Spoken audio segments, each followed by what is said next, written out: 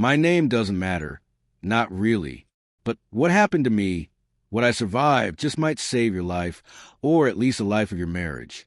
And no, that's not an exaggeration. Stick with me. You'll understand soon enough. For 8 years, I was married to a woman named Vivian. Beautiful name, right? She matched it, at least in the way strangers admired her. People used to say we were perfect together. We lived in a quiet neighborhood, had respectable careers. She was a high-level marketing executive. I worked in IT consulting. Our life looked polished on the outside. Dinner parties, holiday cards, vacations with smiling photos. People envied us. They pointed and whispered, "They've got it all." But picture-perfect things often hide the darkest cracks. At first, it was subtle. Vivian started taking phone calls in another room, said they were work-related, confidential. That made sense. Her job involved high-level clients. Then came late nights at the office. Weekend business trips. Sprung up without warning. I never pried. I loved her. Trusted her. Maybe too much. The first red flag came quietly. She changed the passcode on her phone. We had always shared everything. No locked doors, no secrets. When I asked about it, she made me feel like I was invading her privacy. She said I was being controlling, jealous. I backed off, ashamed for even asking. But soon, things began to unravel faster. I noticed the way she smiled at her phone when she thought I wasn't watching. Her stifled laughter behind closed doors. She started bringing her phone into the shower, claiming she was catching up on podcasts. I found new outfits shoved deep into drawers, unworn and still tagged. The pieces were all there, but I refused to put the puzzle together. Love does that. It blinds you, convinces you that truth is just paranoia in disguise. Then one Tuesday evening in March, everything cracked open. I came home early from a client meeting. The house was quiet except for Vivian's voice drifting down from the bedroom. She was on the phone, laughing in a way I hadn't heard in years. And then I heard the sentence that turned my blood cold. "Don't worry, baby. It won't be much longer. I've got everything figured out." I lay in bed that night wide awake, staring at the ceiling, those words echoing in my skull. What wouldn't be much longer? What had she figured out? The next day, I did something I'm not proud of. I installed a voice recorder app on her phone. I knew her new passcode. I caught it once casually when she was distracted. I hated myself for doing it, but I had to know. I couldn't keep walking through a life that might have already ended without me noticing. For weeks, the recordings were uneventful.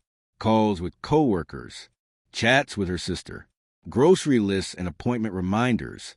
I almost deleted the app, convinced I was just paranoid. Then came the call that demolished my world. It was a Saturday morning. Vivian said she was heading out to run errands. Later that day, I sat in my car, parked in front of the grocery store, listening through her recorded calls. That's when I heard the name Marcus, a name I didn't recognize. What I heard next felt like a physical blow to the chest. Vivian wasn't just having an affair. She was orchestrating a full-scale takedown of my life.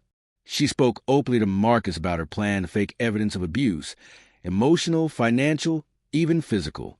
She was bruising herself deliberately, taking stage photos, calling the police without filing reports to create a false record. She was laying a trap, and I was the prey. Marcus wasn't just a lover. He was her divorce attorney, her partner in this elaborate scheme. They'd been plotting for months, moving money from our joint account into one I didn't know existed, framing me as a controlling, dangerous husband, preparing to rip my life out from under me while smiling across the dinner table like nothing was wrong.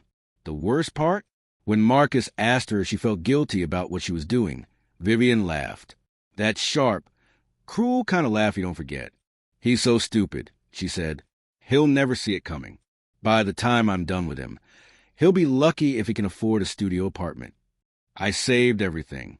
2 days later, Vivian sat me down, eyes glassy, voice trembling, and told me she wasn't happy, that she needed space, that she thought we should separate. She played the part of the weary, misunderstood wife so convincingly, I almost forgot what I knew. She moved out the following week. 2 weeks later, I was served with divorce papers. The accusations inside were vile.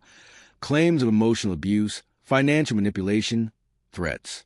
She wanted alimony, half of everything, a restraining order. My lawyer reviewed it all, sighed, and warned me how these things often play out in court. It's her word against yours, he said, and the court usually sides with the woman. That's when I handed him the recordings. His whole demeanor changed. He listened, eyes narrowing, jaw tightening. This, he said quietly, changes everything. Court day arrived in early June, humid and thick with tension. Vivian walked in like she owned the place, dressed for sympathy. Her eyes were red-rimmed. She looked like the victim she had spent months practicing to become. And then she took the stand. She told the court about the man I supposedly was angry, possessive, threatening. Her voice cracked at all the right times. She painted herself as a prisoner in her own marriage, scared for her safety, manipulated into silence. For a moment, I almost believed it. She was that convincing. Then came our turn. My lawyer stood, calm, steady. Your Honor, he said, we have audio evidence that directly contradicts the plaintiff's testimony and proves a coordinated effort to defraud this court. Marcus objected immediately, accused us of trying to smear a victim. The judge allowed it to proceed. The first recording played. Vivian discussing money transfers, dates, amounts, specifics. The same finances she claimed I completely controlled. The second recording cut deeper. Her mocking laugh, her taunts, calling me a fool, bragging about taking everything from me. Then came the final recording, the one that turned the room to ice. Vivian's voice, clear, cold, discussing how she had faked bruises, how she researched shelters to make her story more believable, how she practiced crying in front of the mirror to sell her lies in court. Silence fell, the kind of silence you can feel in your bones. Marcus stood, adjusted his tie, and, without a word to Vivian, walked out courtroom. The judge recessed the court for 10 minutes. When we returned, Vivian was pale, lips trembling, hands clenched in her lap. She refused to speak. She didn't deny anything. She just sat there. Her web of lies collapsed around her. The final ruling? She got nothing. No alimony. No settlement. The judge ordered her to pay all my legal fees. Perjury charges were considered but never filed. I later learned Marcus had been suspended from practicing law for 6 months. Apparently, this wasn't the first time he'd tried to bend the truth for a client. 3 months later, our divorce was finalized. I kept the house, the cars, my name. Vivian disappeared out of state, moved in with her sister. I never saw her again. But here's what keeps me up some nights. If I hadn't acted when I did, if I hadn't trusted that gnawing feeling in my gut, I would have lost everything. My home, my reputation, maybe even my freedom. And no one would have believed me. I'm not telling this for sympathy. I don't want pity. I'm telling it because the biggest danger in your life might not be a stranger. It might be the person you kiss goodnight. And sometimes love doesn't blind you, it buries you. So if something feels wrong, don't ignore it. If your gut is screaming, listen, because one day you might thank yourself for choosing to see the truth instead of pretending it wasn't there. If this story meant something to you, share it. Send it to someone who needs to hear it. You might just save them, too.